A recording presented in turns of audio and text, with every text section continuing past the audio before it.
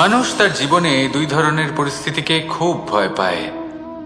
এক, কোনো কারণবশত কারোর সামনে নত হওয়া। দুই, কোনো কারণে নিজের চরিত্র থেকে, নিজের মূল্যবোধ থেকে বিচ্যুত হওয়া। এবার কেন হয় এরকম যে কথায় কথায় কারোর সামনে নত হতে হয়? কেন বারংবার নিজের চরিত্র থেকে চ্যুত হতে হয়? এরকম কেন হয়? এটা তখনই হয় যখন আমাদের শিক্ষা এবং মূল্যবোধের অভাব থাকে। যদি মানুষের মধ্যে প্রকৃত শিক্ষা থাকে, তাহলে এই সংসারে কোনো সময় এবং কারোর সামনেই নত হওয়ার কোনো প্রয়োজন নেই। যদি মানুষের মধ্যে মূল্যবোধ থাকে, তাহলে তাকে নিজের মূল্যবোধ বা চরিত্র থেকে বিচ্যুত হতে হয় না, তা সে যাই হয়ে যাক না কেন। কোনো বালককে যদি জন্ম থেকেই সুশিক্ষার অধিকারী করা হয়, শিক্ষিত করা হয়, মূল্যবোধের অধিকারী করা হয়, তবে সে এই সংসারে এমন কর্ম করবে যাতে সে নিজেকে, নিজের পরিবারকে, সমগ্র সমাজকে গর্বিত করতে পারে। শিক্ষা লাভ করুন, মূল্যবোধ লাভ করুন এবং আমার সাথে ভালোবেসে বলুন, রাধা রাধা।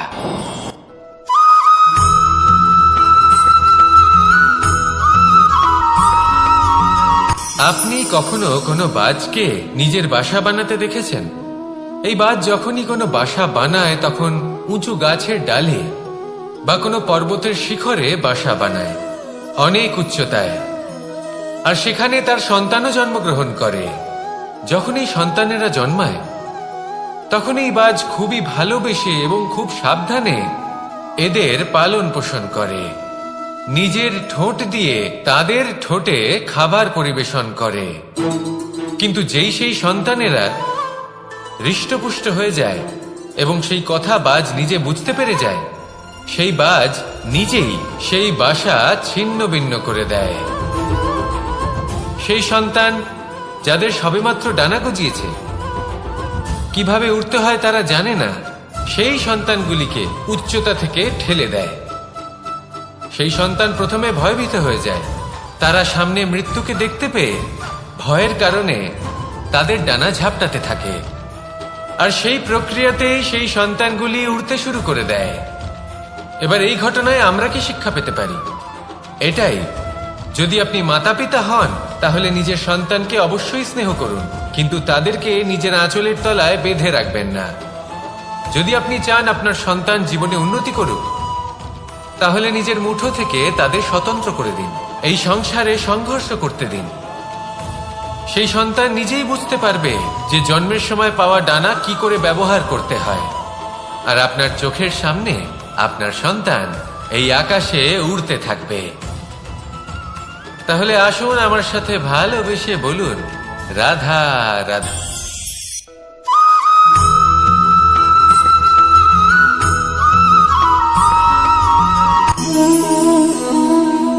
নিয়তি। রাধা আমাকে বলে, কৃষ্ণ, যদি তুমি জানো যে নিয়তিতে কি আছে, তাহলে তাকে বদলে দাও না কেন? মহাদেব আমাকে বলেন যে শ্রীকৃষ্ণ, যদি আপনি এটা জানেন যে সাম্বের নিয়তি এটাই, তাহলে আপনি তাকে বদলানোর চেষ্টা কেন করেন? কেন? কারণ আমি একজন পিতা, আর পিতার কর্তব্য এটাই, তিনি যেন সম্ভাব্য সব চেষ্টা করেন নিজের সন্তানের মঙ্গলের জন্য। নিয়তি আমি জানি, কিন্তু এটাও আমি জানি যে কর্মের থেকে বড় আর কোনো নিয়তি হতে পারে না। অভিজ্ঞতাও রয়েছে যে কর্মের হাতে নিয়তির এই চক্র বদলে যেতে পারে। তাই জীবনে যদি আপনার কখনো এমন মনে হয় যে এটা তো অসম্ভব, তখনও চেষ্টা করা কখনোই ছাড়বেন না। কে বলতে পারে আপনারই কর্মের কোনো এক বীজ হয়তো নিয়তির চাকায় আটকে গেল, আর নিয়তিকে নিজের পথ পাল্টাতে হলো, ঠিক কিনা? সেই জন্য নিয়তিকে ভাগ্য মেনে নিয়ে চুপ করে বসে থাকবেন না। নিজের নিয়তি স্বয়ং নিজের কর্মের দ্বারা নির্ধারিত করুন, কারণ আপনার এই কর্মের ওপরেই আপনার অধিকার রয়েছে, আর এই অধিকারকে নিয়তি অনেক সময় সম্মানও করে। তাহলে আসুন আর আমার সাথে ভালোবেসে বলুন, রাধা রাধা।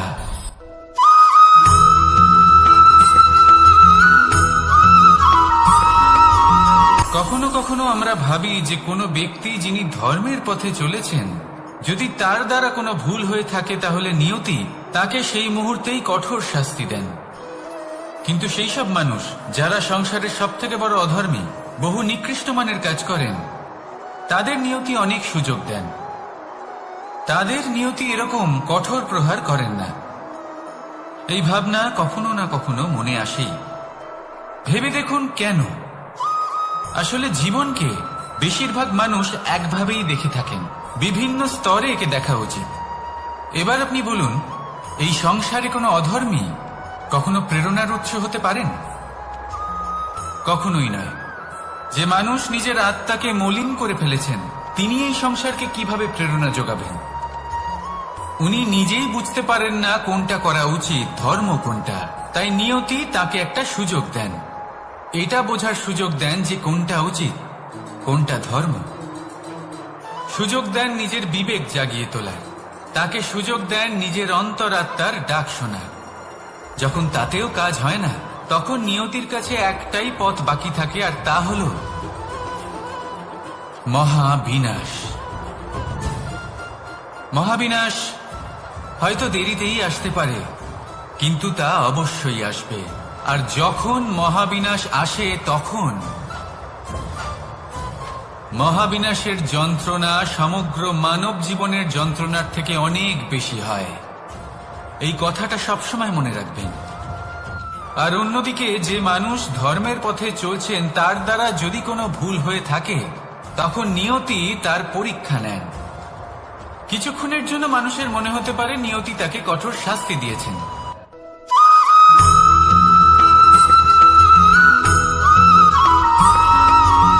এই সংসারে কখনো কোনো ব্যক্তিকে তার বাইরের পোশাক দেখে বিচার করার চেষ্টা করবেন না।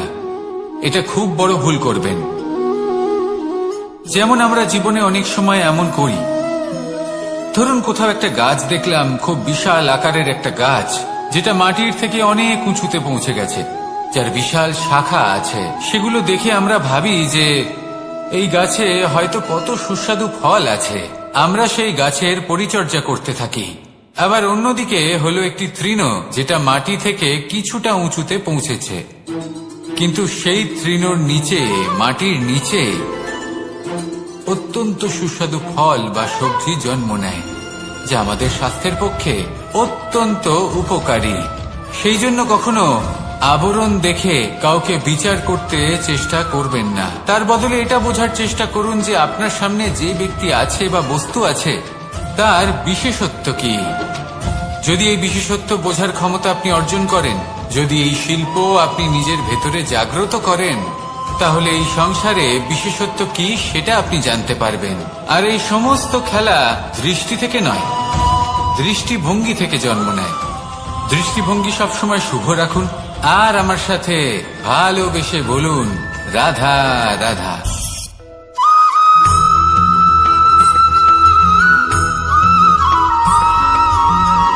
পুরুষার্থ। শাস্ত্রে 4 ধরনের পুরুষার্থের কথা বলা হয়েছে। প্রথম হলো ধর্ম। আপনি কি জানেন এই ধর্ম আসলে কি? আপনার কি মনে হয় ধর্ম আসলে কি? কোনো বিশেষ ঈশ্বরকে মানাই কি ধর্ম বলা হয়? নাকি কোনো বিশেষ রীতি পালন করাই হলো ধর্ম? নাকি কোনো বিশেষ সাহিত্যকে সর্বশ্রেষ্ঠ মনে করাই হলো ধর্ম? না, ধর্ম হলো সেটা যাকে ধারণ করা যেতে পারে। আর ধারণ শুধু সেটাই করা যায় যা পবিত্র। পবিত্র শুধু তাকেই বলা হয় যা নিঃস্বার্থ, যার মধ্যে শাসন করার কোনো ইচ্ছে নেই, যা সরলভাবেই প্রবাহমান, জল এবং বায়ুর মতো। যখন কোনো ব্যক্তি ধর্মকে ধারণ করেন এবং সেই ধর্ম সেই ব্যক্তিকে রক্ষা করে, তখন তাকে ধর্ম বলা হয়। ধর্ম যা রক্ষা করে অহংকার থেকে, খারাপ চিন্তার হাত থেকে। সেই জন্য পুরুষার্থ গড়ে তোলার আগে, ধর্ম পালন করার আগে, ধর্মের প্রকৃত অর্থ কি সেটা বুঝে নিন। এটা জেনে রাখুন যে সমস্ত ধর্মের আধার, সমস্ত ধর্মের ভিত শুধুমাত্র ভালোবাসা। আসুন আর এই ভালোবাসার সাথেই বলুন, রাধা রাধা।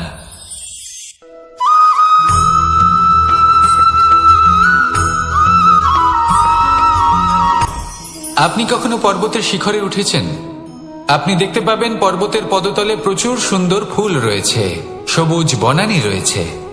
যত আপনি ওপরে উঠতে থাকবেন তত ফুল কমতে থাকবে, সবুজ বনানী কমতে থাকবে। আরো কিছুটা ওপরে উঠলে কাঁটা জাতীয় গাছ দেখতে পাবেন, শুকনো গাছ দেখতে পাবেন। আরো যদি ওপরে ওঠেন তাহলে পাষাণ দেখতে পাবেন। আরো ওপরে উঠলে হিমখণ্ড দেখতে পাবেন। এই যে পর্বত, তা মনুষ্য জীবনের সব থেকে উত্তম উদাহরণ।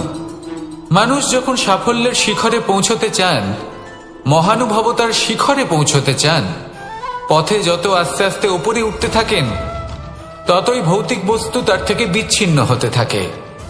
যদি তিনি সেই ভৌতিক বস্তুগুলি ত্যাগ না করতে পারেন তাহলে কখনোই সেই স্থানে পৌঁছতে পারবেন না।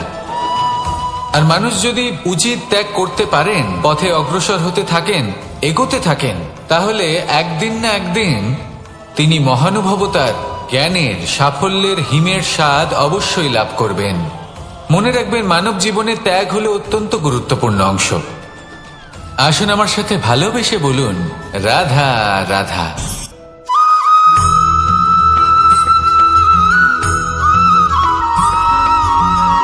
কেউ বলে জীবন খুব ক্ষণস্থায়ী, কেউ বলে জীবন হলো একটা সুন্দর স্বপ্নের মতো, আবার কেউ বলবে জীবন হলো এক কঠোর সত্য।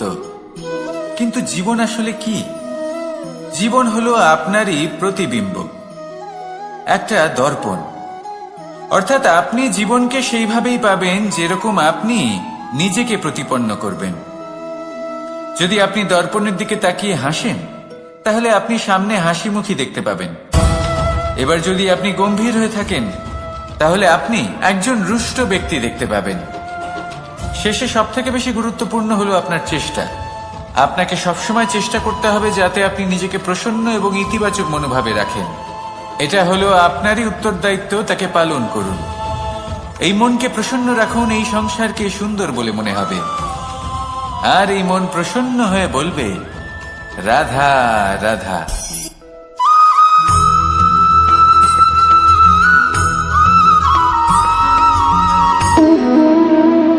সম্পর্ক হলো আমাদের জীবনের একটি আধার। কিছু সম্পর্ক এমন যা আমরা জন্মসূত্রে লাভ করি, যেমন পরিবার, মা, বাবা। কিছু সম্পর্ক আছে যা আমরা জীবনে অর্জন করে থাকি, তা সে প্রেমের হোক, স্নেহের হোক বা বন্ধুত্বের। এই সকল সম্পর্ক লাভ করার বা গড়ে তোলার 5টি ধাপ রয়েছে। প্রথম ধাপ, কোনো ব্যক্তির সাথে আলাপ হওয়া, তার সাথে কথা বলা বা তাকে দেখা। দ্বিতীয় ধাপ, সে ব্যক্তিকে আমাদের ভালো লাগা। তৃতীয় ধাপ, আমাদের এটা চাইতে শুরু করা যে জীবনে এই ব্যক্তি যেন আমাদের বন্ধু হন, আমাদের জীবনে থাকেন, বা আমাদের কাউকে ভালোবেসে ফেলা। আর এটা আমাদের ভাবা বা চাওয়া যে সেই ব্যক্তি যেন আজীবন আমার সাথে থাকেন, আমার জীবনে আমার সাথী হয়ে। চতুর্থ ধাপ, লাভ করা। এবার এই ধাপটি অনেক মানুষের পক্ষেই খুবই সরল হয়, বড়ই সরলভাবে নিজেদের সঙ্গীকে লাভ করে থাকেন। কিছু মানুষের জন্য এই ধাপ অত্যন্ত কঠিন হয়ে থাকে। অনেক প্রতিকূল পরিস্থিতির উপর জয়লাভ করে তারা সঙ্গীকে লাভ করেন, কিন্তু লাভ অবশ্যই করেন। এরপরে আসে পঞ্চম, অন্তিম এবং সব থেকে গুরুত্বপূর্ণ ধাপ। সেটা হলো সেই সম্পর্ক পালন করা। এটা হলো এমন এক বিষয় যা প্রত্যেক মানুষের শেখা উচিত। যদি ব্যক্তি নিজের জীবনে সম্পর্ক রক্ষা করতে শিখে যান, তবে প্রত্যেক সম্পর্ক তার জীবনকে স্বর্গ করে তুলবে। আসুন আর আমার সাথে ভালোবেসে বলুন, রাধা রাধা।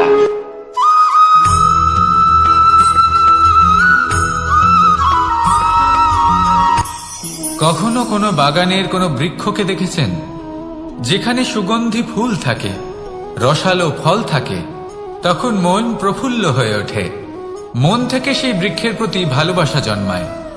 কিন্তু যিনি বাগানের মালিক, শুধুমাত্র তিনিই জানেন যে কিভাবে এই বৃক্ষকে আগলে রাখতে হয়, কিভাবে তার পরিচর্যা করলে এতে সুন্দর সুগন্ধি ফুল হবে, রসালো ফল হবে। কখনো কখনো প্রয়োজনের থেকে বেশি রোদ পেলে এই বৃক্ষগুলি শুকিয়ে যায়, প্রয়োজনের থেকে কম রোদ পেলেও এই বৃক্ষ কিন্তু শুকিয়ে যায়।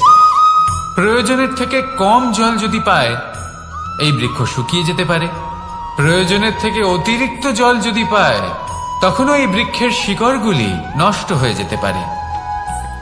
এবার এটাই কিন্তু আমাদের সংসারের সাথেও হয়। আমাদের সংসারের সকল প্রতিভাশালী ব্যক্তি, যেমন লেখক, বিচারক, প্রবক্তা, যোদ্ধা, এদের সবার ক্ষেত্রে এই কথাটাই প্রযোজ্য। যদি বেশি প্রশংসা করা হয় তাহলেও এরা হারিয়ে যাবেন। প্রয়োজনের থেকে বেশি যদি নিন্দা করা হয় তখনও তারা নত হয়ে পড়বেন।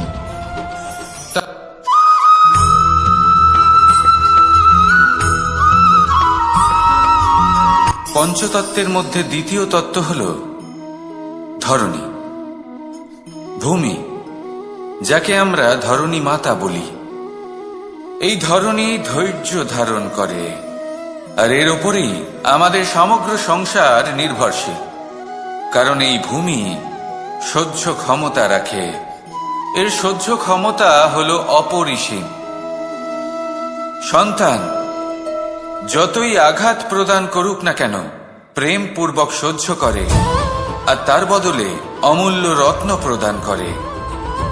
সন্তান যদি হাল চালায় তাহলে তার বদলে তাকে অন্ন প্রদান করে। এটাই হলো ধরণী। এবার এর থেকে আমরা কি শিক্ষা পেতে পারি? এটাই যে কারোর জন্য কিছু করা বা কাউকে কিছু দেওয়া মনে কোনো কামনা ছাড়াই। আর এই কথাটা বুঝে যান, যদি কারোর জন্য কামনা না রেখে বা কোনো পাওয়ার আশা না রেখে কারোর জন্য কিছু করেন বা কারোকে কিছু দেন, যদি এটা আপনি শিখতে পারেন তবে আপনি ভালোবাসতে শিখে গেছেন। আর সেই জন্যই এই ধরিত্রীকে মাতা বলা হয়। কারণ মাতা শুধু উনি নন যিনি গর্ভে সন্তানকে ধারণ করেন, মাতা তো উনিও যিনি জীবন বাঁচতে শেখান, যিনি জীবন বাঁচার উদাহরণ প্রদান করেন। তাহলে ধরণীর থেকে এই নিঃস্বার্থ ভাব শিখুন, নিঃস্বার্থ ভালোবাসা শিখুন, আর এই ভালোবাসার সাথেই বলুন রাধা রাধা।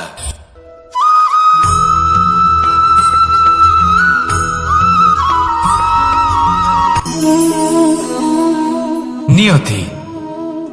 রাধা আমাকে বলে, কৃষ্ণ, যদি তুমি জানো যে নিয়তিতে কি আছে তাহলে তাকে বদলে দাও না কেন?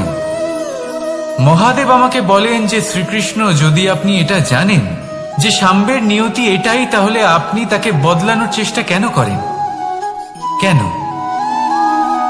কারণ আমি একজন পিতা, আর পিতার কর্তব্য এটাই তিনি যেন সম্ভাব্য সব চেষ্টা করেন নিজের সন্তানের মঙ্গলের জন্য। নিয়তি আমি জানি, কিন্তু এটাও আমি জানি যে কর্মের থেকে বড় আর কোনো নিয়তি হতে পারে না। অভিজ্ঞতাও রয়েছে যে কর্মের হাতে নিয়তির এই চক্র বদলে যেতে পারে। তাই জীবনে যদি আপনার কখনো এমন মনে হয় যে এটা তো অসম্ভব, তখনও চেষ্টা করা কখনোই ছাড়বেন না। কে বলতে পারে আপনারই কর্মের কোনো এক বীজ হয়তো নিয়তির চাকায় আটকে গেল আর নিয়তিকে নিজের পথ পাল্টাতে হলো, ঠিক কিনা? সেই জন্য নিয়তিকে ভাগ্য মেনে নিয়ে চুপ করে বসে থাকবেন না। নিজের নিয়তি স্বয়ং নিজের কর্মের দ্বারা নির্ধারিত করুন, কারণ আপনার এই কর্মের ওপরেই আপনার অধিকার রয়েছে। আর এই অধিকারকে নিয়তি অনেক সময় সম্মানও করে। তাহলে আসুন আর আমার সাথে ভালোবেসে বলুন রাধা রাধা।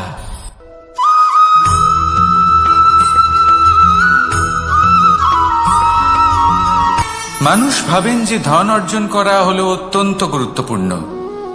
তিনি আজীবন ধন অর্জন করতে থাকেন, ধন অর্জন করার চেষ্টা করতে থাকেন। সে যাই হয়ে যাক না কেন পরিশ্রম করতে থাকেন। স্বাস্থ্যের দিকে নজর দেন না, না উচিত সময় খাবার খান, না উচিত সময় ঘুমোতে যান, না পর্যাপ্ত সময় পর্যন্ত ঘুমন, কিছুই না। ধন অর্জন করতেই থাকেন, করতেই থাকেন। আর কিছু সময় পরে যখন তিনি অসংখ্য ধন লাভ করে ফেলেন, তখন তার সাথে ওনার শরীরে অনেক রোগ বাসা বাঁধে। এইসব রোগের উপচার করতে করতে সেই সমস্ত ধন যা উনি অর্জন করেছেন তা তিনি ব্যয় করে ফেলেন। শেষ পর্যন্ত কি হয়? আমরা যেভাবে এসেছি ঠিক সেইভাবেই ফিরে যাই, ধন এখানেই থেকে যায়। দেখুন, একটা অত্যন্ত গুরুত্বপূর্ণ কথা রয়েছে যে আপনার বোঝা উচিত। এই যে ধন, তার ব্যবহার করুন জীবনকে আরো ভালো করে তোলার জন্য। ধনের সদ্ব্যবহার করা উচিত, এমন যেন না হয় এই ধন আপনাকে ভোগ করে ফেলে। এই জীবনকে নিশ্চিত রূপে আরো শ্রেষ্ঠ করে তুলুন। কিন্তু এই ধন অর্জন করার এই প্রক্রিয়াতে নিজের সারা জীবনকে নষ্ট করে ফেলবেন না। এই জীবন উপভোগ করতে শিখুন, আর আমার সাথে ভালোবেসে বলুন, রাধা রাধা।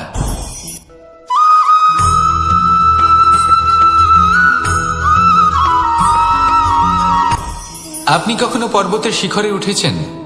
আপনি দেখতে পাবেন পর্বতের পদতলে প্রচুর সুন্দর ফুল রয়েছে, সবুজ বনানী রয়েছে।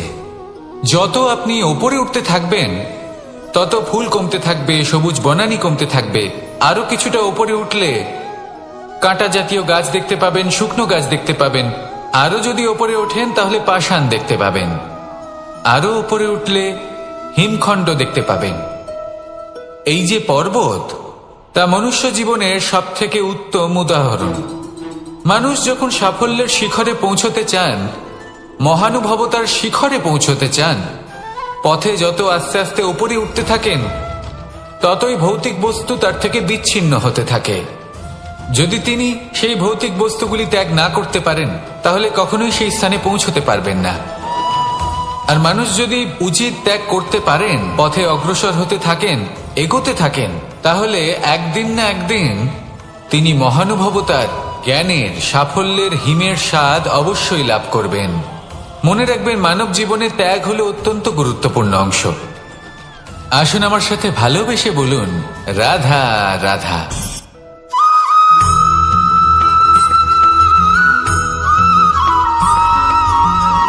কেউ বলে জীবন খুব ক্ষণস্থায়ী, কেউ বলে জীবন হলো একটা সুন্দর স্বপ্নের মতো, আবার কেউ বলবে জীবন হলো এক কঠোর সত্য।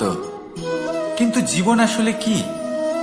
জীবন হলো আপনারই প্রতিবিম্ব, একটা দর্পণ।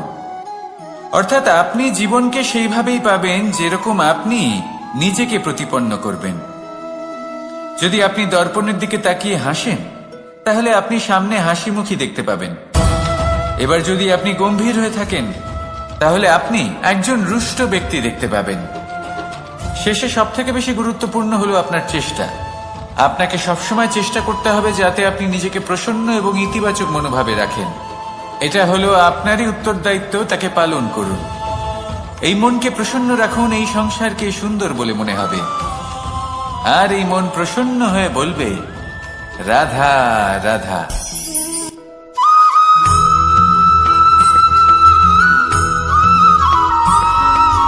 আমাদের শরীর প্রকৃতির সর্বশ্রেষ্ঠ রচনা। যে অঙ্গ প্রত্যঙ্গ আমরা লাভ করেছি প্রত্যেকটির মধ্যে একটি নিজস্ব বার্তা রয়েছে। একটু ভেবে দেখুন, দুটি চোখ দিয়েছে দেখার জন্য, দুটি কান দিয়েছে শোনার জন্য, নাসিকাও আছে দুটি, দুটি হাত দিয়েছে দ্বিগুণ পরিশ্রম করার জন্য। কিন্তু জীব শুধুমাত্র একটি, তার উপরেও তীক্ষ্ণ বলিষ্ঠ দাঁত দিয়েছে তার রক্ষার জন্য। কখনো ভেবে দেখেছেন কেন?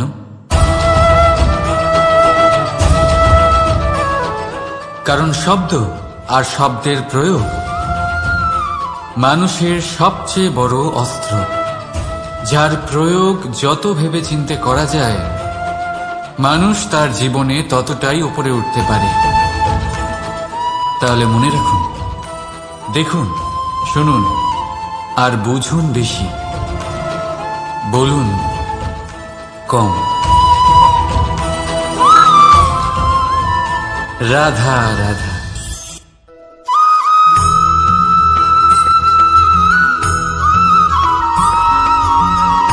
জীবন কিসের উপর নির্ভরশীল? ধনের উপর? বৈভবের অনুভব যদি আপনি করতে চান তাহলে তা পাবেন শুধু একতার দ্বারা, সংগঠনের দ্বারা। যদি আপনাকে উদাহরণ দিই, নিজের এই হাতটাকে দেখুন, 5টা আঙুল রয়েছে। কোনো একটা বস্তুকে নিজের একটা আঙুল দ্বারা তুলে ধরার চেষ্টা করে দেখুন, বড়ই কষ্ট হবে। তখন আপনি বুঝতে পারবেন যখন এই 5টি আঙুল একত্রিত হয় তখন কোনো কাজ কতটা সহজ হতে পারে। এটাই হলো শক্তি একতার। সব থেকে ভালো উদাহরণ যদি আপনাকে দিই তাহলে বাঁশি। এই বাঁশি থেকে অত্যন্ত মধুর সুর নির্গত হয় যা সবার মন প্রসন্ন করে দেয়। এই কথা সত্যি, কিন্তু এই বাঁশি আমি একটা বা দুটো আঙুল দিয়ে বাজাতে পারবো না। আমাকে প্রত্যেকটা আঙুল ব্যবহার করতেই হবে, তবেই এর থেকে মধুর সুর নির্গত হবে যা সকলকে প্রসন্ন করবে, ঠিক কিনা? ঠিক এইভাবেই যদি আপনি চান যে আপনার জীবনরূপী বাঁশি থেকেও মধুর সুর নির্গত হোক বা সবার মনকে প্রসন্ন করে তুলুক, তাহলে আপনাকেও জীবনে একতা নিয়ে আসতেই হবে। আপনি একাও কর্ম করতে পারেন, পথ চলতেও পারেন, সামনেও এগোতে পারেন, সাফল্যও লাভ করতে পারেন। কিন্তু যখন সকলে একসাথে এগোবেন, সেই পথে চলবেন, সেই কর্মই করবেন, তখন লক্ষ্যে অবশ্যই পৌঁছবেন, সাফল্য অবশ্যই লাভ করবেন। কিন্তু সেই সাফল্য এবং তার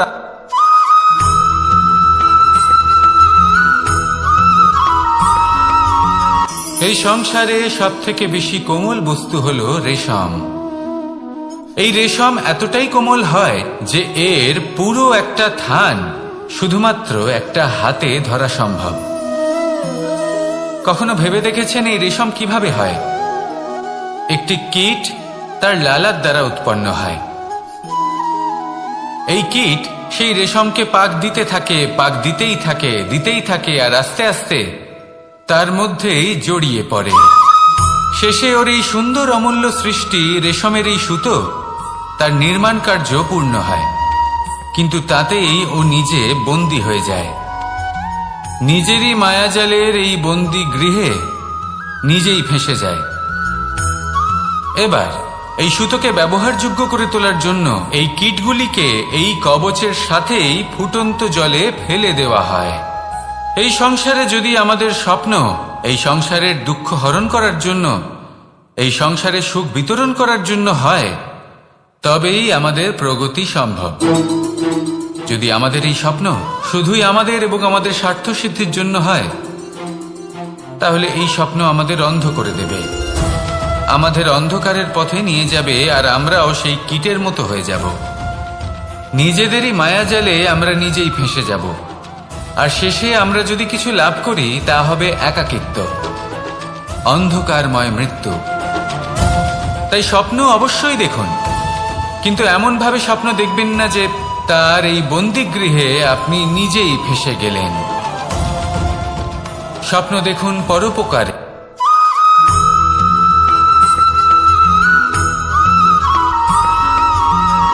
মানুষের মানসিকতা এমন হয় যে সে যতটা করে আশা করে যে তার থেকে অনেক বেশি তার বদলে সে পাবে। দেখুন, সবকিছুই আপনার ভাবনা চিন্তার উপর নির্ভর করছে। আপনি যদি ফলের বিষয়ে ভেবে কর্ম করতে থাকেন তাহলে সেটা অনুচিত। জীবনের আসল আনন্দ হলো নিজের কর্ম করতে থাকা, ফলের চিন্তা করা উচিত নয়। যদি আপনি এরকম ভাবেন যে আমি এতটা করছি, আমার এতটা পাওয়া উচিত, সেই ভাবনা অনুচিত। যদি আপনি সেবার মানসিকতা নিয়ে কর্ম করতে থাকেন, কর্মচক্রে প্রবাহিত হন, যদি আপনি এমন ভাবনা রাখেন যে আমি এতটা পাচ্ছি তাই এর থেকে অনেক বেশি আমি কর্ম করব, তাহলে নিশ্চিত রূপে আপনি যতটা করছেন তার থেকে অনেক বেশি আপনি পাবেন, আপনার আশার থেকে অনেক বেশি আপনি পাবেন। শুধু জীবনে অনেক বেশি কাজ করতে থাকুন, ফলের চিন্তা করবেন না। আর মনে রাখবেন, এই ভাবনাই সব থেকে বড় বীজ। কর্মের উপর বিশ্বাস রাখুন, জীবনে যা যা আপনি চান সবই সুখময় হবে। আসুন আর আমার সাথে ভালোবেসে বলুন, রাধা রাধা।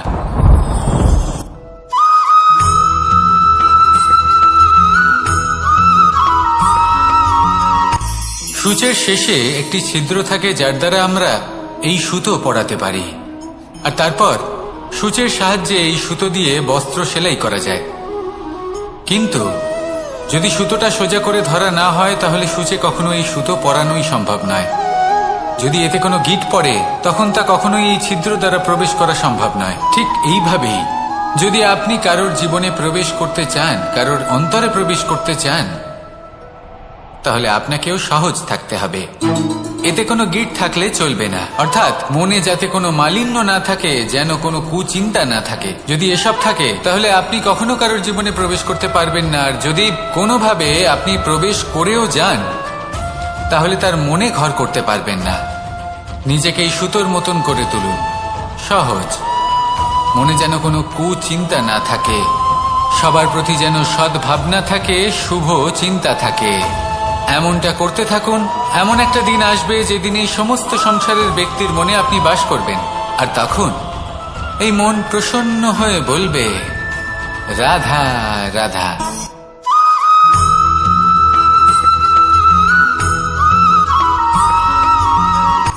এই সংসারে সাফল্য লাভ করার জন্য জ্ঞানের প্রয়োজন হয়, পরিশ্রমের প্রয়োজন হয়, দৃঢ় নিষ্ঠার প্রয়োজন হয়, নিরন্তর চেষ্টা করা প্রয়োজনীয়। কিন্তু আরো কিছু আছে যা অত্যন্ত প্রয়োজনীয় এবং গুরুত্বপূর্ণ। তা হলো ভালো বন্ধু। তাদের থাকা অত্যন্ত প্রয়োজনীয়। যদি ভালো বন্ধু থাকে তাহলে সময় এলে তারা ঢাল হয়ে আপনাকে সুরক্ষা করবেন। সময় এলে অস্ত্রের মতো শত্রুকে সংহারও করবেন। যদি তিনি জ্ঞানী হন, তাদের মধ্যে সদ্গুণ থাকে, তাহলে এই সব গুণ আপনার মধ্যেও প্রবেশ করবে। তাহলে সাফল্যের জন্য ভালো বন্ধু পাওয়া অত্যন্ত প্রয়োজনীয়। কিন্তু শুধু বন্ধু কেন, ভালো শত্রুও থাকা প্রয়োজনীয়। এবার আপনি ভাববেন, এ আমি কি বললাম? যদি আপনার জীবনেও ভালো অর্থাৎ শক্তিশালী শত্রু থাকে তাহলে আপনিও শক্তিশালী হতে থাকবেন। এই শত্রু আপনাকে প্রেরিত করবে আরো বেশি শক্তিশালী হয়ে ওঠার। কখনো কোনো হরিণকে দেখুন, তীব্র গতিতে দৌড়তে থাকে। কেন তীব্র গতিতে দৌড়য়? এই কারণে নয় যে কোথাও তার জন্য মধুর ঘাস অপেক্ষা করে রয়েছে, না। সে এই কারণে তীব্র গতিতে দৌড়য় কারণ সেটা না করলে তার পেছনে একটি সিংহ আছে যে ওকে নিজের ভোজন করে ফেলবে। তাই জীবনে বিপদ, সংকট, এই সবকিছুও হলো অত্যন্ত গুরুত্বপূর্ণ। তার সম্মুখীন হতে শিখুন আর আমার সাথে ভালোবেসে বলুন, রাধা রাধা।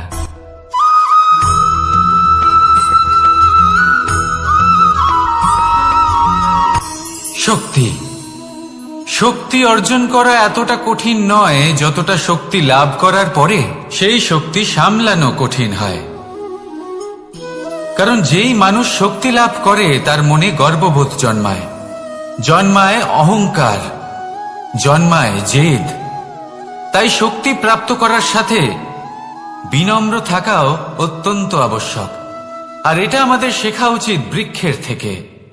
বৃক্ষ যা আমাদের ফল দেয়, বৃক্ষ যা যত ফল দেয় ততটাই ঝুঁকে যায়। আমরা পাথর মারি ওই বৃক্ষের থেকে ফল প্রাপ্ত করার জন্য। সেই পাথরের মার সহ্য করেও বৃক্ষ আমাদের ফল দেয়।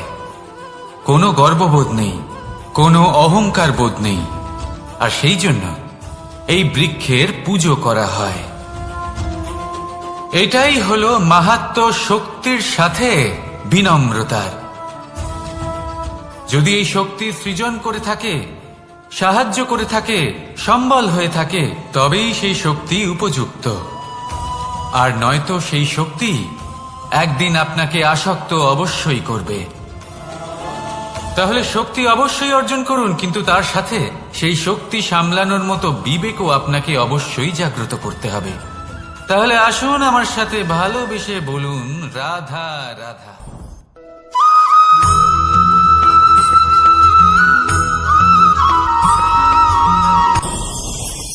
ভয়ের সাথে আমরা সবাই পরিচিত, কষ্টও আমরা সবাই পেয়েছি। কখনো কখনো আমরা অসুস্থ হয়ে পড়ি, আর এমন সময় হলে মাতার মমতা, কখনো বাবার স্নেহ, কখনো বন্ধুদের পাশে থাকার অনুভূতি আমাদের রোগ নিরাময়ে সাহায্য করে। কখনো যদি আমরা নিরাশ হয়ে পড়ি, তখন যদি আমাদের কোনো আপনজন আমাদের দুটো ভালো কথা বলে, তখন আমাদের মনোবল বেড়ে যায়। ঠিক তেমন সংসারের এই রঙ্গমঞ্চে যদি আপনি পীড়িত অনুভব করেন, কিছু শুভ কথা আলোচনা করুন, কিছু স্তুতি গান করুন, কিছু মুহূর্তের জন্য হলেও নিজের ইষ্টদেবের কথা স্মরণ করুন আর প্রার্থনা করুন। সাহস বাড়বে, শক্তিও বৃদ্ধি পাবে এবং সামনে এগিয়ে চলার পথও দেখতে পাবেন। তখন এই মন প্রসন্ন হয়ে বলবে, রাধা রাধা।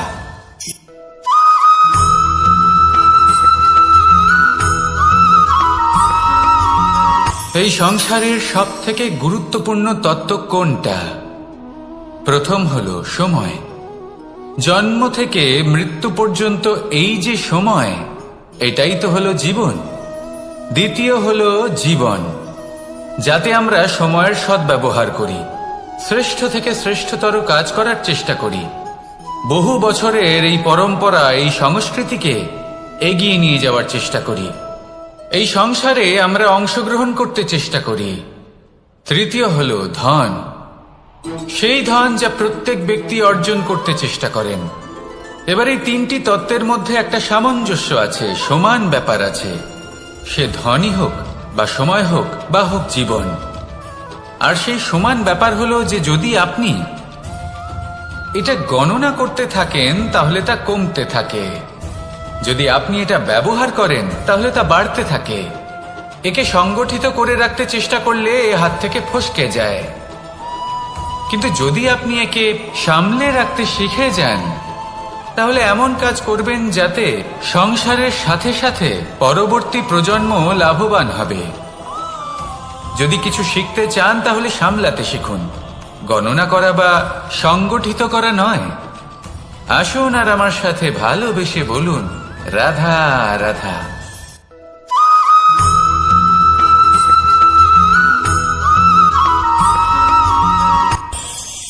এই সংসারে আমরা প্রকাশ কোথা থেকে পাই? এর উত্তর বড়ই সরল। ভোরে যখন সূর্যোদয় হয় তখন প্রকাশের কিরণ আমাদের ঘরে এসে পৌঁছয়। এইভাবেই আমরা প্রকাশ লাভ করি। এবার এই প্রকাশের আলোতেই আমরা সারাদিনের কাজ সম্পন্ন করি। সন্ধে হয়ে যায়, সূর্যাস্তও হয়ে যায়, আর আমাদের ঘর যাতে অন্ধকার না হয় তার জন্য আমরা একটা প্রদীপ প্রজ্বলিত করি। এটাই ঘটে আমাদের জীবনেও। এবার প্রবাহমান আয়ুর সাথে আমরা আমাদের অন্তরে যদি একটা প্রদীপ প্রজ্বলিত করে নিই তাহলে বিষয়টাই অন্যরকম হবে। এবার আপনি বলবেন কোন প্রকাশের কথা বলছি যা আমাদের অন্তরে জাগ্রত করা সম্ভব? আমাদের আত্মার মাঝে প্রেমের প্রকাশ জাগ্রত করার কথা বলছি। কারণ আমাদের এই জীবন এও হলো দিনের আলোর মতো। আজ প্রকাশ আছে, কিন্তু কোনোদিন অবশ্যই অস্ত হবে। কিন্তু অস্ত হবার আগে যদি আমরা আমাদের আত্মার মাঝে প্রেমের এই প্রকাশ উজ্জ্বলিত করে নিই তাহলে আমাদের সন্ধ্যাকালও আমরা আনন্দে এবং প্রেমে যাপন করব। তাহলে আসুন আর আমার সাথে ভালোবেসে বলুন, রাধা রাধা।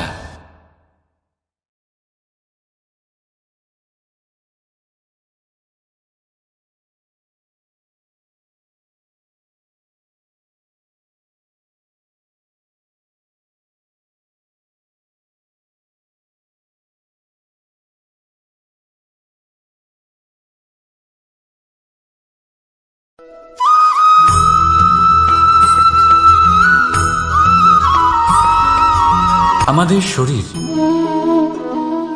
প্রকৃতির সর্বশ্রেষ্ঠ রচনা। যে অঙ্গ প্রত্যঙ্গ আমরা লাভ করেছি প্রত্যেকটির মধ্যে একটি নিজস্ব বার্তা রয়েছে।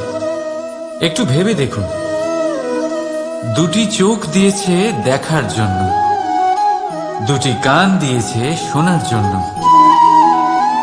নাসিকাও আছে দুটি, দুটি হাত দিয়েছে দ্বিগুণ পরিশ্রম করার জন্য।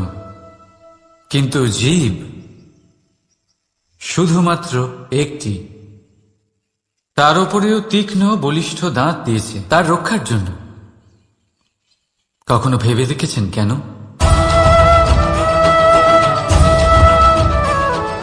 কারণ শব্দ আর শব্দের প্রয়োগ মানুষের সবচেয়ে বড় অস্ত্র, যার প্রয়োগ যত ভেবে চিন্তে করা যায় মানুষ তার জীবনে ততটাই উপরে উঠতে পারে।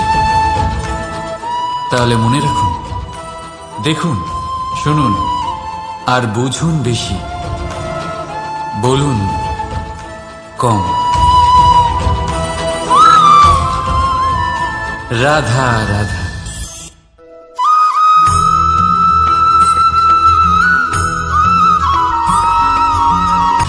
সময়, জীবন, কাল। দেখতে গেলে এই তিনটি শব্দ একটি শব্দেরই সমার্থক শব্দ মনে হয়, কিন্তু এই শব্দগুলির অর্থ কি সমান? কখনোই নয়। হ্যাঁ, এই সময় চলতে থাকে, জীবন চলতে থাকে, কালচক্র চলতে থাকে। এই সময় কেটে যায়, কিন্তু এই জীবন একে যাপন করতে হয়। কি বলেন? এই জীবনে কিছু করুন বা কিছু না করুন, জীবন এমনি কেটে যাবে, আপনি জানতেও পারবেন না। কিন্তু সেটা আমাদের উদ্দেশ্য নয়, একে যাপন করতে হবে। এই জীবনে প্রেরণা পেতে শিখুন, প্রেরণা দিতে শিখুন, আহ্বান গ্রহণ করতে শিখুন, আহ্বান জানাতে শিখুন, মহান কাজ করতে শিখুন, ধন্যাত্মক বোধ জাগিয়ে তুলুন। জীবন অতিবাহিত করার অর্থ কি তা আপনি শিখে যাবেন। কারণ সময় কেটে যায়, সমস্ত যুগ কেটে যায়, কিন্তু জীবনের রীতি জীবন কাটিয়ে দেওয়া নয়, জীবন যাপন করা। এই জীবন সম্পূর্ণরূপে অনুভব করতে হবে, নতুন পথ বানাতে হবে। এবারে যদি এই জীবন বাঁচার সময় একবার ভেবে দেখুন, যদি মনে প্রেম থাকে, সদ্ভাবনা থাকে, তাহলে কি হবে? এই জীবনকে বাঁচার অনুভূতিটাই অন্যরকম হয়ে যাবে, একটা আনন্দময় অনুভূতি লাভ করবেন। তাহলে এটাই করুন আর আমার সাথে ভালোবেসে বলুন, রাধা রাধা।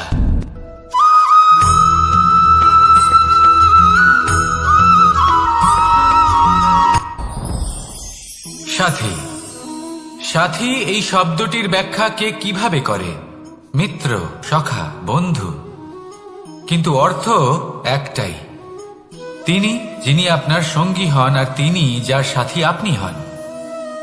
এবার সব থেকে বড় প্রশ্ন হলো এটাই যে তিনি কে হতে পারেন যাকে আপনি আপনার সাথী বলে মেনে নিতে পারেন, নিজের সখা, নিজের মিত্র, নিজের বন্ধু মেনে নিতে পারেন। আপনার সাথী হলেন তিনি যিনি দুঃখের সময় আপনার পাশে থাকবেন, আপনার হাত ধরে থাকবেন। আপনার সাথী হলেন তিনি যার হাত আপনি নিজের সুখের দিনে ধরে থাকবেন। সেই সাথীরই হাত ধরুন যিনি দুঃখে সবসময় আপনাকে সাহায্য করার জন্য তৎপর হয়ে থাকেন, আপনার পাশে থাকেন, আর যাকে সুখের দিনে আপনি আপনার সাথে রাখতে পারেন। আর যখন আপনার সাথে আপনার এই সাথী থাকবে, তখন আপনি এটা বুঝবেন যে যখন জীবনে দুঃখ আসে তখন এই দুঃখ কমে যায়, সবার মধ্যে ভাগ হয়ে যায়। আর যদি তখন সুখ আসে তাহলে সেটা সবার উপস্থিতিতে আরো বেড়ে যায়। এটাই হলো প্রেম, এটাই হলো ভালোবাসা, এটাই হলো সঙ্গ। যেমন সম্পর্ক আমার আর রাধার মাঝে। তাহলে আসুন আর আমার সাথে ভালোবেসে বলুন, রাধা রাধা।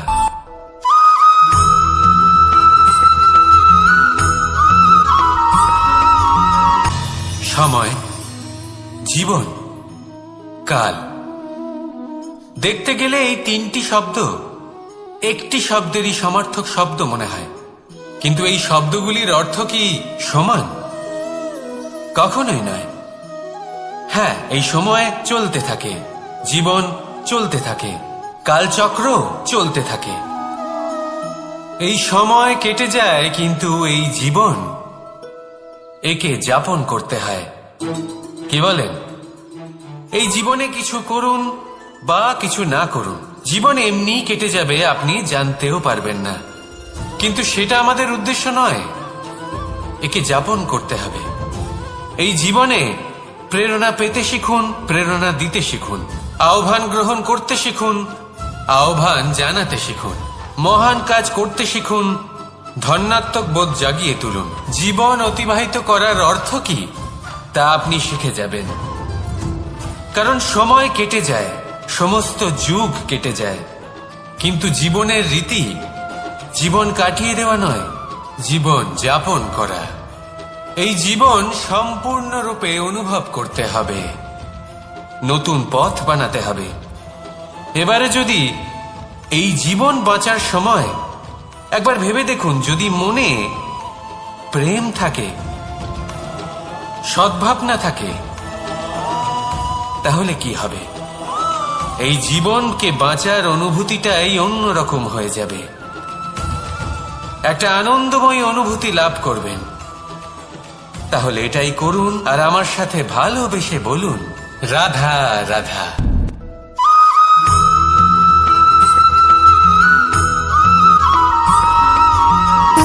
সুখ, দুঃখ এবং শক্তি, এই তিন হলো এই সংসারের ত্রিদেবের মতো।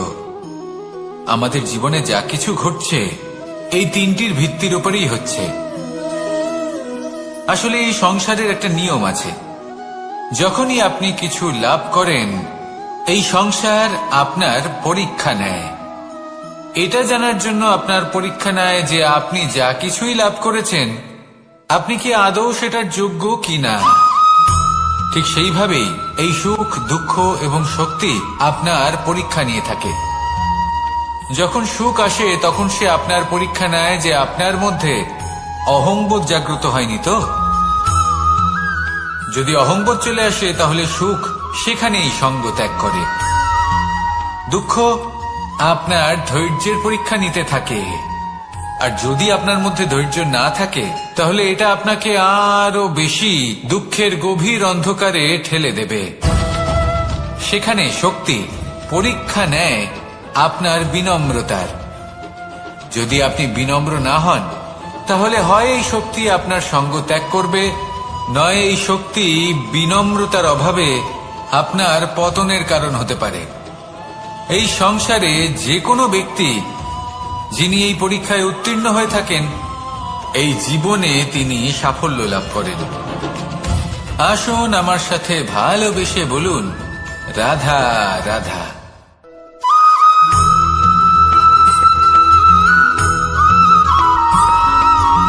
কখনো কখনো আমরা ভাবি যে কোনো ব্যক্তি যিনি ধর্মের পথে চলেছেন, যদি তার দ্বারা কোনো ভুল হয়ে থাকে তাহলে নিয়তি তাকে সেই মুহূর্তেই কঠোর শাস্তি দেন। কিন্তু সেই সব মানুষ যারা সংসারের সব থেকে বড় অধর্মী, বহু নিকৃষ্ট মানের কাজ করেন, তাদের নিয়তি অনেক সুযোগ দেন।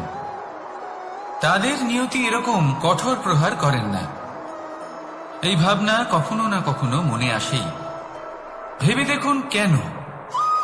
আসলে জীবনকে বেশিরভাগ মানুষ একভাবেই দেখে থাকেন, বিভিন্ন স্তরে একে দেখা উচিত। এবার আপনি বলুন, এই সংসারে কোনো অধর্মী কখনো প্রেরণার উৎস হতে পারেন? কখনোই নয়। যে মানুষ নিজের আত্মাকে মলিন করে ফেলেছেন তিনি এই সংসারকে কিভাবে প্রেরণা যোগাবেন? উনি নিজেই বুঝতে পারেন না কোনটা করা উচিত, ধর্ম কোনটা। তাই নিয়তি তাকে একটা সুযোগ দেন, এটা বোঝার সুযোগ দেন যে কোনটা উচিত, কোনটা ধর্ম। সুযোগ দেন নিজের বিবেক জাগিয়ে তোলার, তাকে সুযোগ দেন নিজের অন্তরাত্মার ডাক শোনার। যখন তাতেও কাজ হয় না তখন নিয়তির কাছে একটাই পথ বাকি থাকে, আর তা হল মহাবিনাশ। মহাবিনাশ হয়তো দেরিতেই আসতে পারে, কিন্তু তা অবশ্যই আসবে। আর যখন মহাবিনাশ আসে তখন মহাবিনাশের যন্ত্রণা সমগ্র মানব জীবনের যন্ত্রণার থেকে অনেক বেশি হয়। এই কথাটা সবসময় মনে রাখবেন। আর অন্যদিকে যে মানুষ ধর্মের পথে চলছেন তার দ্বারা যদি কোনো ভুল হয়ে থাকে তখন নিয়তি তার পরীক্ষা নেন।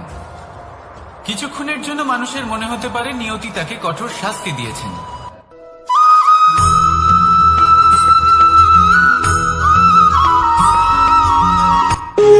যখন মানুষের মৃত্যু হয় তখন কি হয়? অনেক সংখ্যক মানুষ শোক পালন করতে চলে আসেন। যে ব্যক্তি মৃত্যু লাভ করেছেন তার অনেক বস্তু থাকে যেগুলো তার প্রিয়, যেগুলো তিনি ব্যবহার করেছেন। তার শয্যা, তার বস্ত্র, তার আভূষণ সবকিছু তার থেকে বিচ্ছিন্ন করা হয় এবং খালি হাতে তাকে শ্মশানের উদ্দেশ্যে রওনা করা হয়। আমি আপনাকে এই প্রশ্ন করতে চাই, আপনি এই সংসারে কি অর্জন করেছেন? ধন সম্পত্তি, বস্ত্র, আভূষণ, এই সব কিছু যে আপনি অর্জন করেছেন, আপনার মৃত্যুর পরে তা আপনার থেকে দূর হয়ে যাবে। এর উত্তর হলো একটাই, আপনার কর্ম। শুধু সেটাই আছে যা একান্ত আপনার, আর শুধু সেটাই এই সংসার থেকে চলে যাওয়ার পরেও সংসারেই জীবিত থাকবে। যদি আপনি দুষ্কর্ম করেন, তাহলে এই সংসার আপনাকে একটি অনুচিত উদাহরণ হিসেবে মনে রাখবে যে এই ব্যক্তি খুব পাপী ছিল, অনুচিত কর্ম করতেন। যে পথে তিনি চলেছেন সেই পথে কারোর চলা উচিত নয়। সেখানেই যদি আপনি সৎকর্ম করেন, তাহলে সংসার চিরকাল এটাই বলবে যে খুব ভালো মানুষ ছিলেন, সবাইকে ভালোবাসতেন, সবাইকে সাহায্য করতেন, আমার খুব প্রিয় মানুষ ছিলেন। এটাই হলো শ্রেষ্ঠ কর্ম। সেই জন্য জীবনে শুধুমাত্র ধন সম্পত্তি, আভূষণ এই সব অর্জন করতে গিয়ে নিজের মনোনিবেশ করবেন না। শ্রেষ্ঠ কর্ম করুন। সংসার থেকে চলে যাওয়ার পরেও এই কর্মই এই সংসারে আপনাকে জীবিত রাখবে। আসুন আমার সাথে ভালোবেসে বলুন, রাধা রাধা।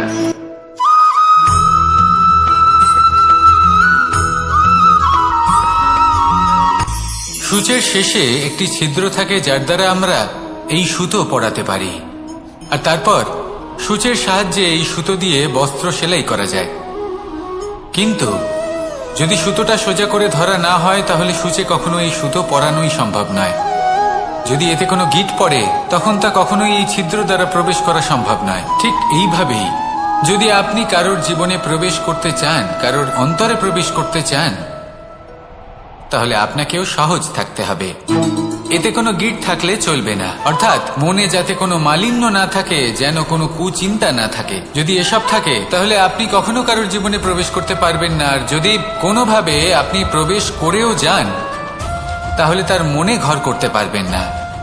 নিজেকে এই সুতোর মতন করে তুলুন, সহজ। মনে যেন কোনো কুচিন্তা না থাকে, সবার প্রতি যেন সদ্ভাবনা থাকে, শুভ চিন্তা থাকে। এমনটা করতে থাকুন। এমন একটা দিন আসবে যেদিন এই সমস্ত সংসারের ব্যক্তির মনে আপনি বাস করবেন, আর তখন এই মন প্রসন্ন হয়ে বলবে, রাধা রাধা।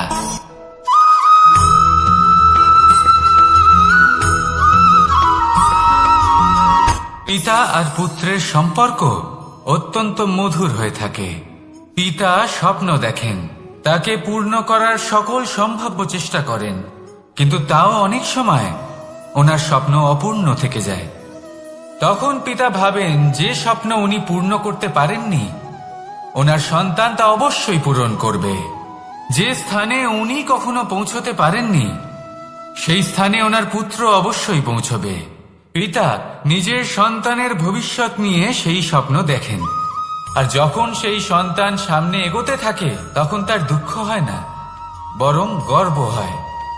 ওনার ভালো লাগে এটা দেখে যে ওনার সন্তান অনেক উন্নতি করছে। কিন্তু যখন সন্তান নিজের অভিভাবকের শক্তি দেখে, তার যশ দেখে হিংসা করতে থাকে, সমস্যা সেইখানেই শুরু হয়। সেই জন্য সকল সন্তানকে এটা মনে রাখতে হবে। দেখুন, পুত্র হবার সুবাদে, এক সন্তান হবার সুবাদে এটা হলো আপনার অধিকার যে আপনি আপনার পিতার থেকে বেশি উন্নতি করবেন। আপনার পিতাও এটাই চান, কিন্তু সুস্থভাবে এটা করুন।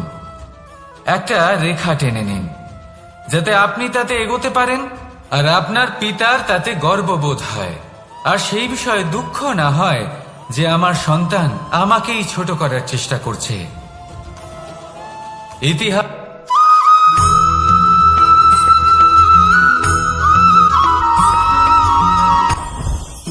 জীবনে কিছু শেখা অত্যন্ত গুরুত্বপূর্ণ। এবার কি কি শিখতে হবে সেই সব শেখানোর জন্য অনেক শিক্ষক রয়েছেন, কিন্তু কি শিখবেন না আর কি করবেন না, এটা আমাদের নিজের অভিজ্ঞতা দিয়ে শিখতে হয়। কিন্তু তার মানে এটা নয় যে যদি আপনাকে শিখতে হয় যে আগুনের তাপ কতটা, আপনাকে আগুনের মধ্যে হাত দিতে হবে না, অন্য কারোর অভিজ্ঞতা দ্বারাও শিখতে পারেন। প্রশ্ন শুধুমাত্র একটাই যে আপনি কি শিখতে চান নাকি চান না। যদি আপনি এটাই ভাবেন যে আমি শুধুই নিজের অভিজ্ঞতা দ্বারাই শিখতে চাই, তাহলে জীবনকাল ছোট মনে হবে, অনেক কিছুই শিখতে পারবেন না। তাই নিজের সাথে সাথে বড়দের অভিজ্ঞতার দ্বারাও শেখা শুরু করে দিন। এই সংসারের অভিজ্ঞতা দ্বারা শিখতে শুরু করে দিন। আর এটা নিশ্চিত রূপে শেখা আবশ্যক যে কখন কি করবেন না, কোথায় থামতে হবে আর কোথায় থামবেন না। তাহলে আসুন আর আমার সাথে ভালোবেসে বলুন, রাধা রাধা।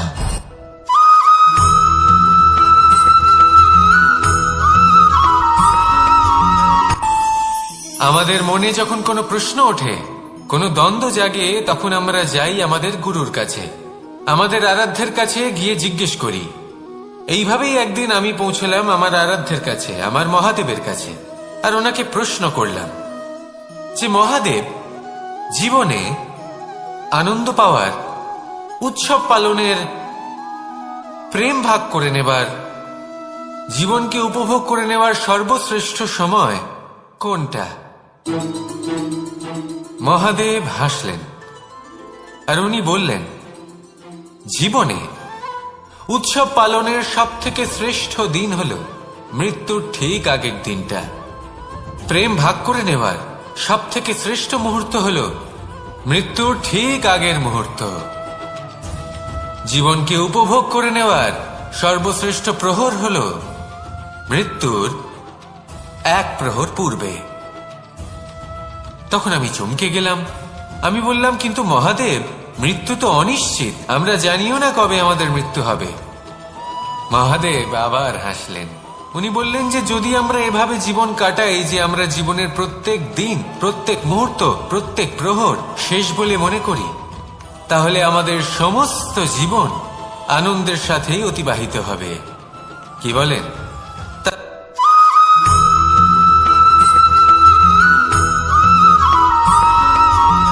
পঞ্চতত্ত্বের মধ্যে দ্বিতীয় তত্ত্ব হল ধরণী, ভূমি, যাকে আমরা ধরণী মাতা বলি। এই ধরণী ধৈর্য ধারণ করে, আর এর ওপরেই আমাদের সমগ্র সংসার নির্ভরশীল। কারণ এই ভূমি সহ্য ক্ষমতা রাখে, এর সহ্য ক্ষমতা হল অপরিসীম। সন্তান যতই আঘাত প্রদান করুক না কেন, প্রেম পূর্বক সহ্য করে, আর তার বদলে অমূল্য রত্ন প্রদান করে। সন্তান যদি হাল চালায়, তাহলে তার বদলে তাকে অন্ন প্রদান করে। এটাই হলো ধরণী। এবার এর থেকে আমরা কি শিক্ষা পেতে পারি? এটাই যে কারোর জন্য কিছু করা বা কাউকে কিছু দেওয়া মনে কোনো কামনা ছাড়াই।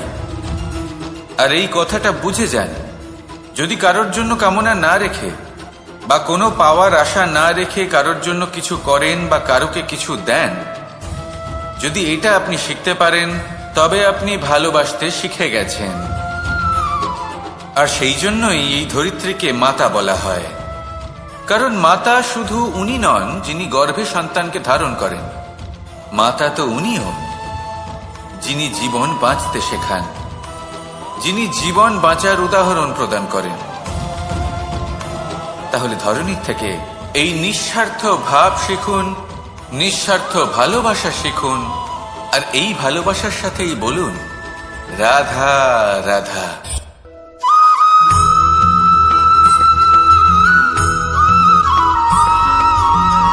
এই সংসারে কোনো বস্তু হোক বা ব্যক্তি হোক, তার একার গুরুত্ব কিন্তু খুব বেশি নয়। একটা উদাহরণ হিসেবে বৃষ্টির ফোঁটাকে ভেবে দেখুন। যদি একটি বৃষ্টির ফোঁটা হয় তাহলে তার খুব বেশি গুরুত্ব থাকে না, কিন্তু যখন সহস্র বৃষ্টির ফোঁটা মেঘের মধ্যে দিয়ে ঝরে পড়ে, তখন সেটা বর্ষার রূপ ধারণ করে। সেই বর্ষা যা এই প্রকৃতিকে শান্ত করে। সেইভাবেই পাথরের ছোট টুকরো, তার খুব বেশি গুরুত্ব থাকে না, কিন্তু যখন অসংখ্য পাথরের টুকরো একত্রিত হয় তখন তা পর্বতের আকার ধারণ করে। সেইভাবেই কিছু মানুষ যখন একত্রিত হন তখন তৈরি হয় পরিবার, কিছু পরিবার যখন একত্রিত হয় তখন তৈরি হয় সমাজ, যখন অনেক সংখ্যক সমাজ একত্রিত হয় তখন তৈরি হয় রাজ্য। এবার এই রাজ্যের সব থেকে গুরুত্বপূর্ণ ব্যক্তি হতে পারেন রাজা, কিন্তু তাও সেই রাজা একা কিছু করতে পারেন না। যুদ্ধ লড়ার সময় তারও নিজের সৈন্যদলকে প্রয়োজন পড়ে। কিন্তু এই সংসারে এমন একজন ব্যক্তি আছেন যিনি একাই সব কাজ করতে থাকেন, এবং সেই ব্যক্তি হলেন মা। আমাদের জীবনে একজন পিতার ভূমিকা কিন্তু নিঃসন্দেহে অমূল্য, কিন্তু আমাদের সকলের জীবনে যে ভূমিকা একজন মায়ের তা অন্য কারোর থাকে না। একজন মা একাই সন্তানকে বড় করতে পারেন, সংস্কারী করে তুলতে পারেন, তার জন্য পরিশ্রম করেন। আর এত কিছু কাজ করার পরেও তার কাজের জন্য তিনি প্রশংসা অবশ্য পান না। উল্টে যদি সেই সন্তান অনুচিত পথে চালিত হয়, অনুচিত কর্ম করে, তখন সেই মাকেই অপবাদের পাত্র হয়ে উঠতে হয়। আমাদের জীবনে মায়ের যোগদান কতটা সেটা বুঝুন। আপনাকে বড় করে তোলার জন্য উনি কতটা পরিশ্রম করেছেন সেটা বুঝুন। আজ থেকে, এখন থেকে, এই মুহূর্ত থেকে মাকে সম্মান করতে শিখুন। যখন সময় পাবেন, যখন সুযোগ হবে, তখন তার প্রশংসা করুন, ওনারও ভালো লাগবে। আর মায়ের এই মমতার জন্য, তার এই ভূমিকার জন্য আসুন সবাই মিলে আমরা তাকে প্রণাম করি, আর সকলে মিলে ভালোবেসে বলি রাধা রাধা।